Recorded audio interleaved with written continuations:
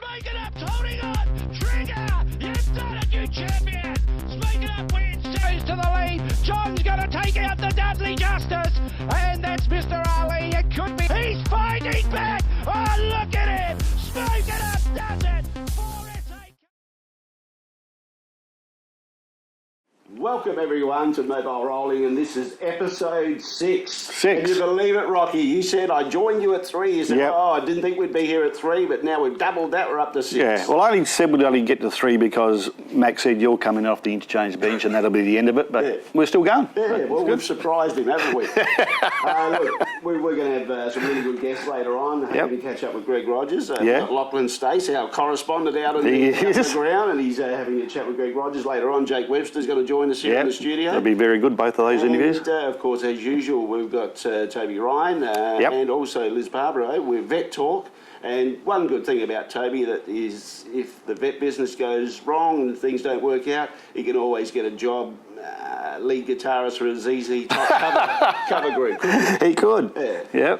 Anyway. Look, the thing, Rocky, Sunday, Gawler, the Gawler Cup, the thing I'm really excited about. We take things for granted too often, or I do, and I just sat down and I looked through the fields and I thought, Karen Manning, she's here, she's going to be driving. Let's not forget that she is the most successful female driver in the world. And that means she's the most successful driver in Australia as well, female-wise. She holds the Australian record of 371 wins in a season. She holds the Australian record for a female of driving 6 winners at a meeting on 3 different occasions. Danny Hill's done it twice. I think they're the only 2 that have driven 6 winners at one meeting. And of course, she's won Group 1 races in 3 different countries. She won the New Zealand Cup, a Group 1 event, first ever female to do that. She went over with Night Pistol 20 odd years ago, well, nearly 30 years ago, I suppose you could say, with Night Pistol. And won a Group 1 over there. And, of course, in Australia, she's won Group 1. So I think this is a big coup. It is. It's fantastic. World Harness Racing Club. We've got the most successful female driver in the world who's driving, thanks to Merv and Meg Butterworth, driving their horses, and also the Cormac family with Greg Norman trained runners as well.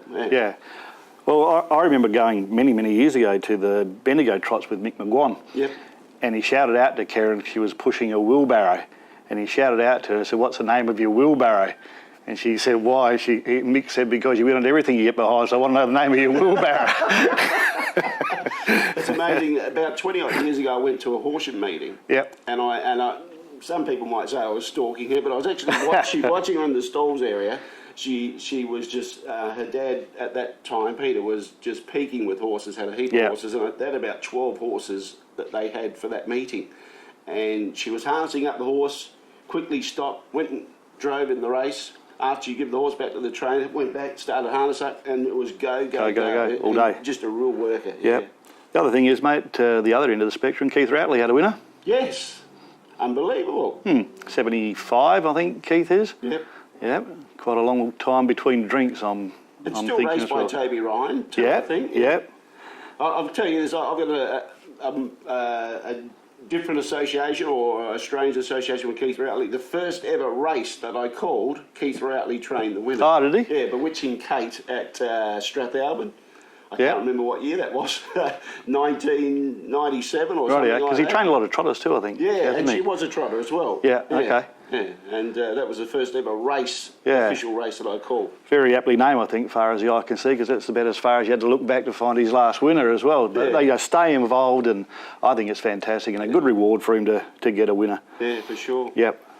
Now, any other news? Any other news? Drivers are in short supply at the minute, mate, with all the suspensions and injuries going on.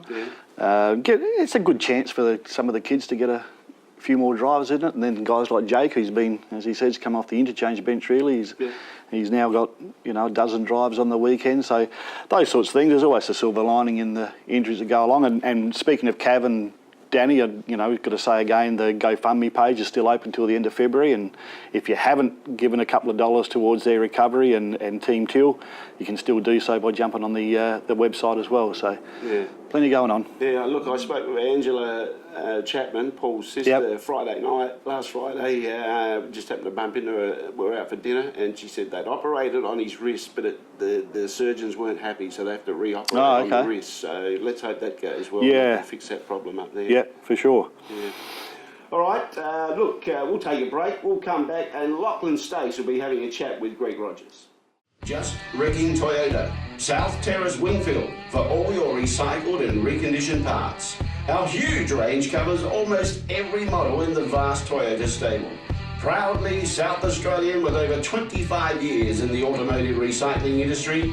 So, if you want to save some serious money on anything Toyota, call us on 8359 4499 for fast and friendly service.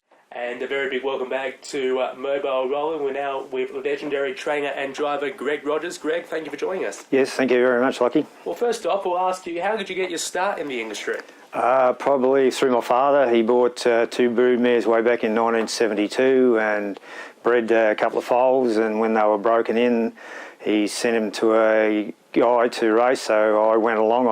I had my little Shetland pony when I was younger, so I got interested in through that and went and helped the guy out, and that's where it all started from, way back in the early 70s. Well, we were talking before we went on air then about some of the horses you've had over the years that have standed out. What are some of the best horses you have ever trained over your years involved? I was probably lucky enough back in the late 70s. I had a horse called Dad Bred by Ark and a horse called We Own a Robbie. A lot of the older people remember him. I bought him here as a 3-year-old, and he went right through his classes as a 3-year-old into free-for-all company. Went back to Mildura at the end of the season, smashed the track record off. He was off 30 metres and he won by 30 metres, and we were going to Melbourne to race him at the showgrounds, and unfortunately he nearly cut his leg off. We don't know how it happened. It was just a freak accident. As you said, a 3-year-old free-for-aller is pretty impressive, so it's unfortunate how sometimes things just turn out that way. Yes, I mean, the good judges in Mildura at the time, a lot of the old good judges said he was an Inter-Dominion-bound horse, and I'd love to have a horse like him come along now, but it doesn't happen. So, well, not only do you train, of course, you drive as well. What are some of the memories that have standing out the most for you as a driver? Oh, probably We Own a Kenny. I mean, he started out, he was a bit of a rogue when we first broke him in, and he just matured, and he ended up probably one of the best free-for-all horses here at the time. There was a lot of ones at the same time that were good, but he just kept lining up week after week, and over the distance of his racing career, he still holds the track record here with 42 wins, I think, at Globe Derby, and I think it'll be a lot of them had to go to beat it, and unfortunately they haven't got there. I mean, it's fortunate, he was just a horse that everyone dreams to have. Well, we'll talk about your son, Ken, because it is a big harness racing family, that's for sure. How long has Ken been involved for now? Ken was interested when he was 14. Probably he started helping me. Then as he sort of got older, other things happened, and he drifted away from it. And I can remember one day I was way down south, and he rang me and he just said, Dad, I'm going to get into harness racing again. And he went and helped Peter Lawrence when he was training for Tom Roberts, and he had a Shetland pony, a little Shetland pony called We Own a Mega Drive, and he won a number of races on him, and everyone said he had the hands to be a driver then. So, I mean, you can see him now. He's got the gift of being a driver. To me, he's probably rated as probably in the first 5 in South Australia. Well, it must mean a lot to you to see your own son develop through the ranks and really make a big influence as a driver here in South Australia. Oh, too right. I mean, if the nights I don't go, we sit home and we watch him, and just some of the drives he does makes me look ordinary. I mean, I've won a lot of races, but he's above me as a driver. Well, we'll talk a bit more about your horses you currently have. Kitsilano and Wroxton Steel went over to Victoria. Of course, Kitsilano running second in his race and Wroxton Steel running third. What was your assessment after those two starts?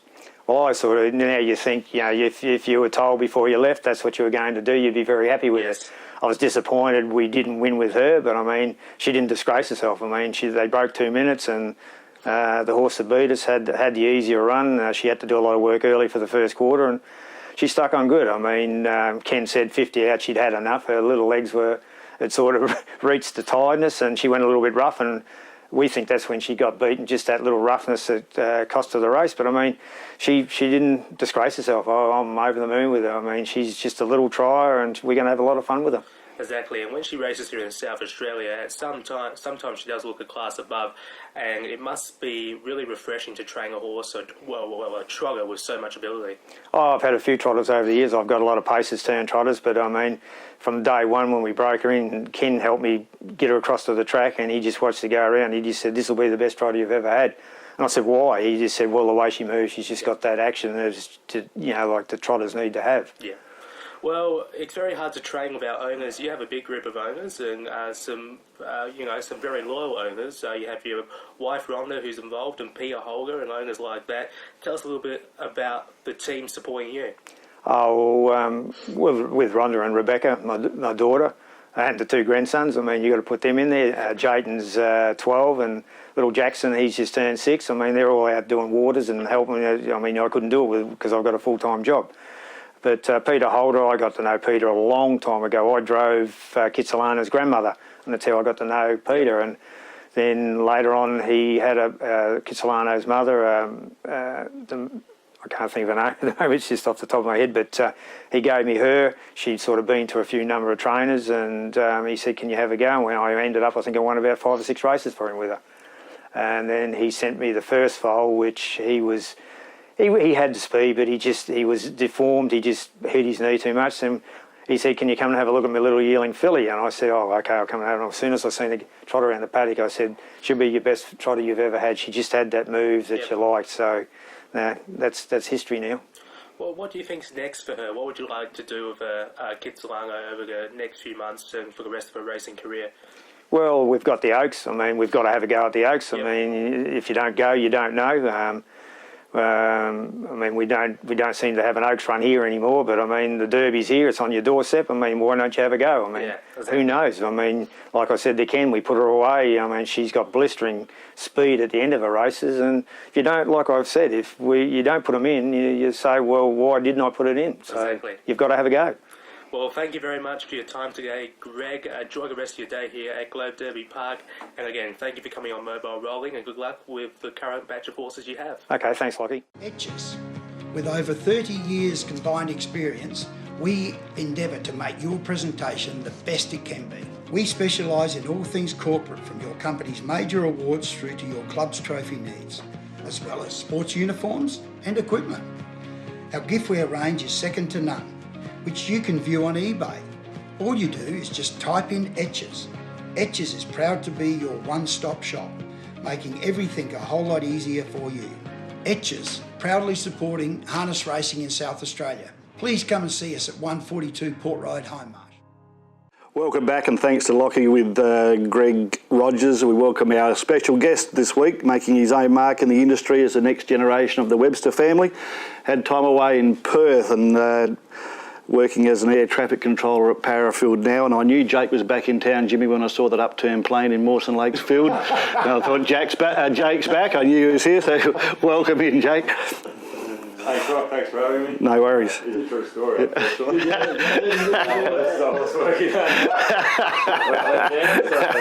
All fun and games now that he was all right. For a minute or two there, it didn't look so good, but all's well there as well. That's out of your control. You can just tell them that they're clear to land and stuff like that. It's completely out of my control.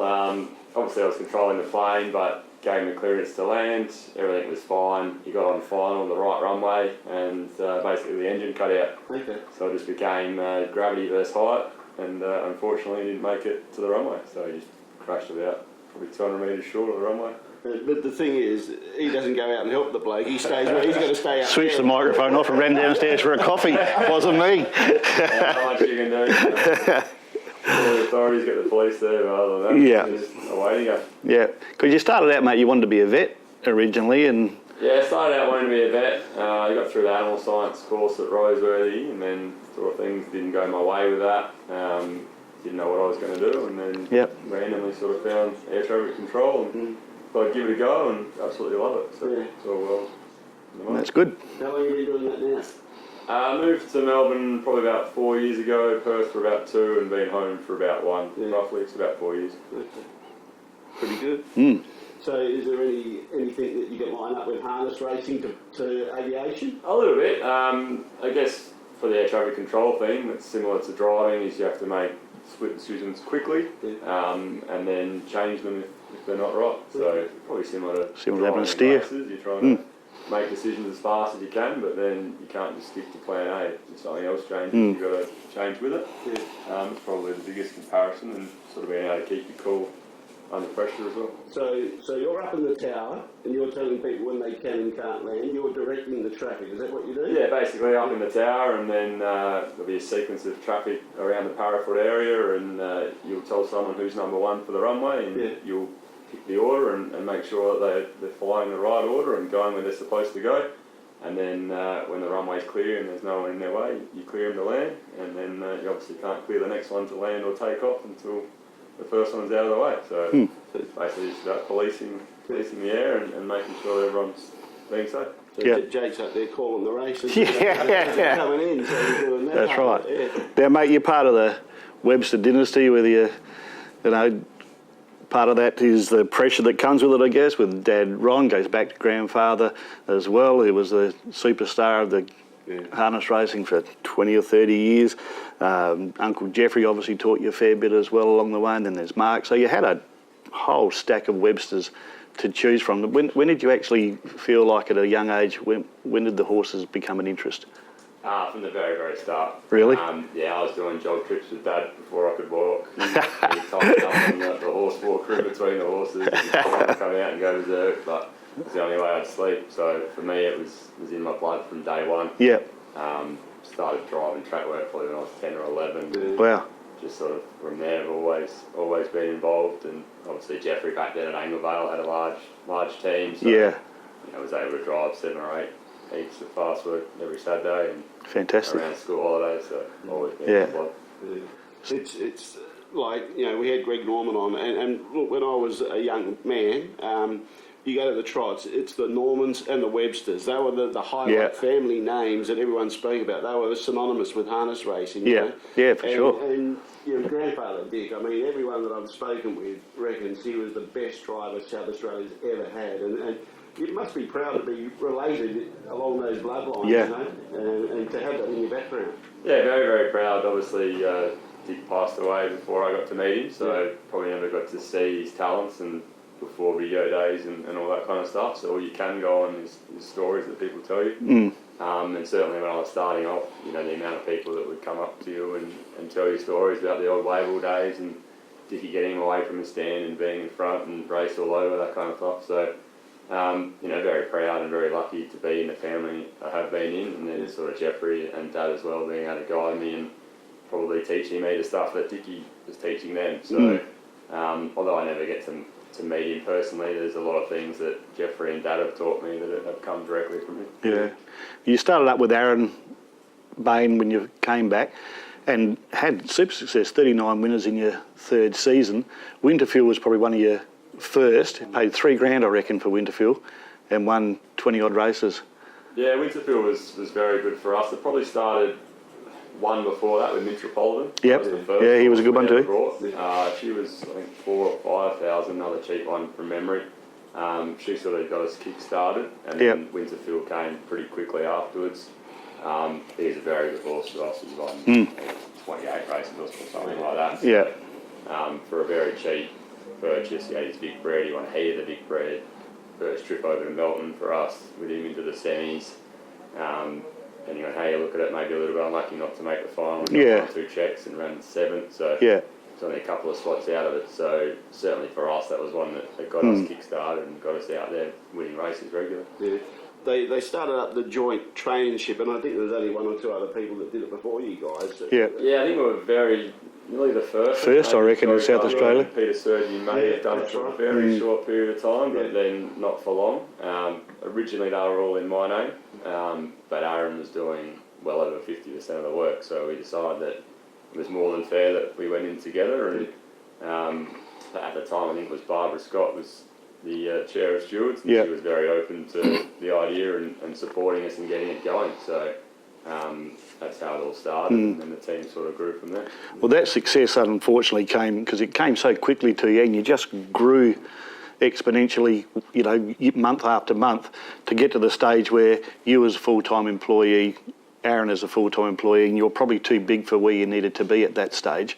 So you went on to work and then just put a couple of horses in work yourself. But there's a great perception out there that you had a falling out, and that's just not the case at all. It was purely and simply an economic decision based on your time availability and how much you were prepared to put into the industry. Is that how? Yeah, that's exactly right. There's probably a little bit of rumour and stuff behind the scenes that we'd had a big falling out and that we weren't mates or anything, but from our point of view, we just sort of sat down and probably started from me, and then I just bought a house with my girlfriend, had a lot of money tied up into that, trying to pay the mortgages, that sort of thing. So I sort of just sat down with Aaron and sort of thought, well, this is where I want the business to go, and it was probably backscaling it. Yeah.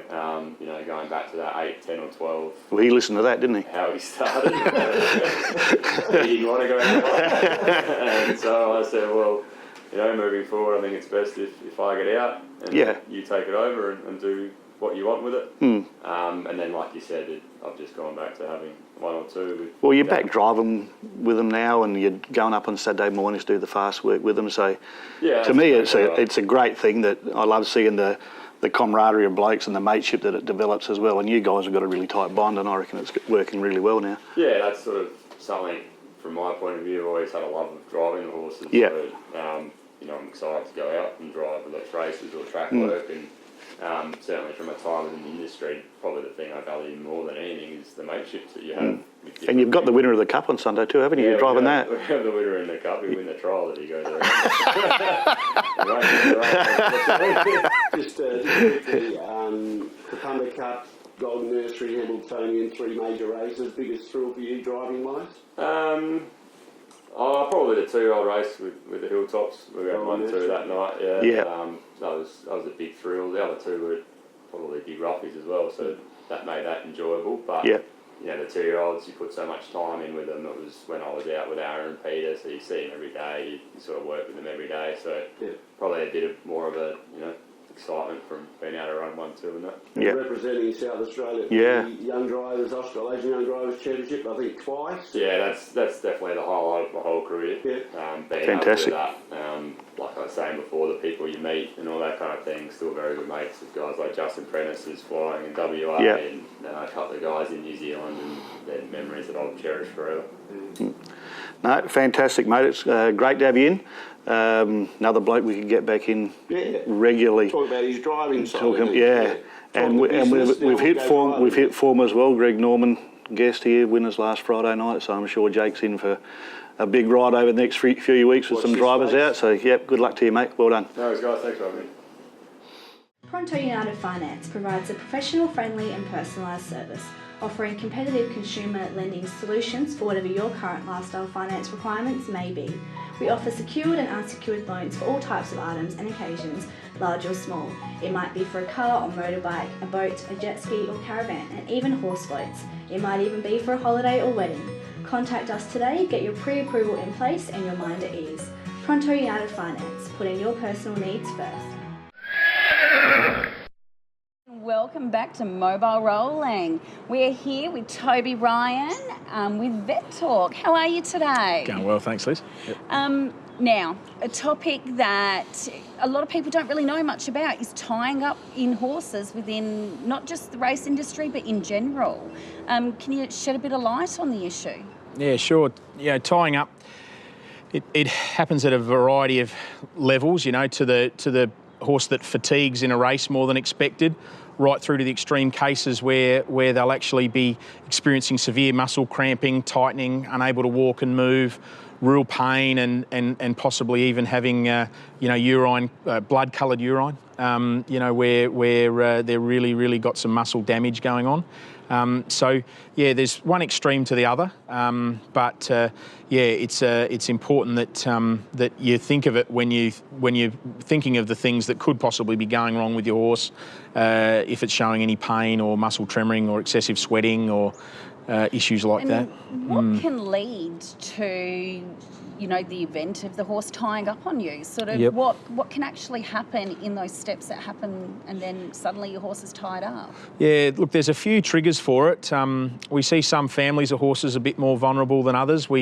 We see fillies and mares perhaps a bit more vulnerable at different stages in their reproductive cycle. So there's possibly like a hormonal... Definitely a hormonal influence going on in there? Definitely. But probably the biggest management thing is diet.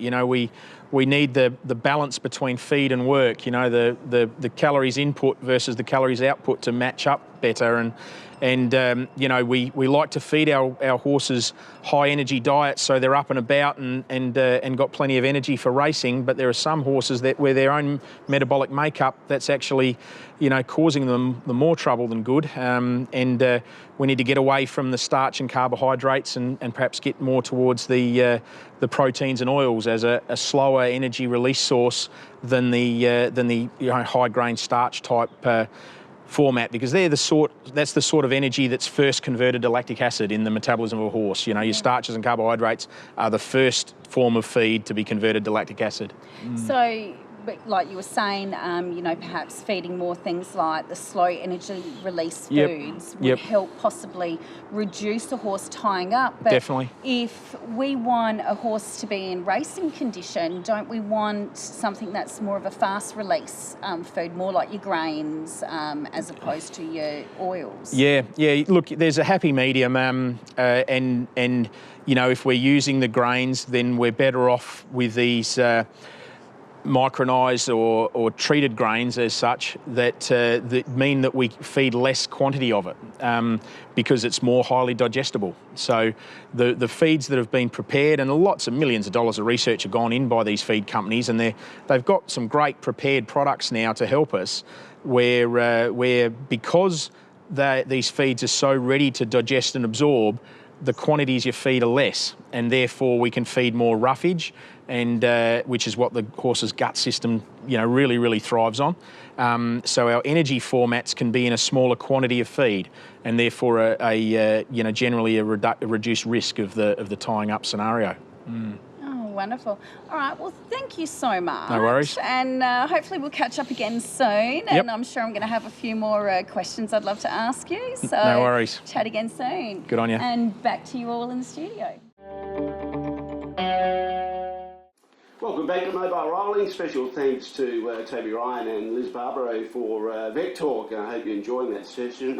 Full of information, Rob. It is. It's very good. Yeah, and you've got some information for us, haven't you? I have. The BOTRA meeting's on next week, and members do need to attend these sorts of meetings that get arranged. They have the questions at the ready. Things like point of consumption tax is a very important issue that we need to discuss. The handicapping system that the HRV and HRA have potentially brought in. If you don't attend, then there's no voice. So if you're a member of BOTRA, get to the meeting next week. Yeah, look, it's a fairly contentious issue, the handicapping system. Yeah. So if you're concerned about it, get there, Globe Derby on Tuesday, and make sure you prepare and offer any suggestions or questions so that they can answer your questions. Apparently it got a little bit heated in Tasmania. I hear that, yeah.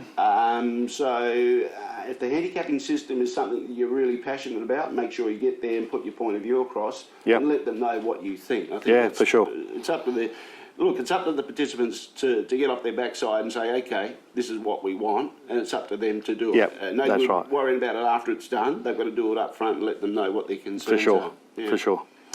Yep. What else? Gawler Cup, bulletproof boy for me. Bulletproof boy? Yeah, lead and win. Okay. All right. Haven't done the form yet, and I'm a mug tipster anyway, as you pointed out last show, so I don't know who's going to win. I know, Ideal Well won't win it. What? Ideal Well won't win it. It won't, no. Why not? Well, apparently the trainer got a little bit busy. Okay. Forgot. No, you can't pick on him like No, that. that's true. Going very well at the minute. About a dozen going around on the weekend, so he's starting to fire the stable up very well, Aaron. And Aaron's got another session with his owners again on Sunday? Yeah, he's got the marquee for owners and family and kids on Sunday out at Gawler. We haven't got a runner in, so it gives him the full day to be with his owners and meet the family, so that's a good thing for him. And so it's just another part of what he's trying to do out there, and I think he's doing a terrific job with it. Okay, all right. Get there Sunday, ask Aaron, he'll tell you about the GoFundMe. We gave the information on the screen earlier, but by all means have a chat with Aaron. Yep. But I think that wraps it up for this week. Just about done, mate. All right, that's it. There we go. Episode 6 on mobile rolling. Thanks for everyone being part of the show, and thanks for joining us.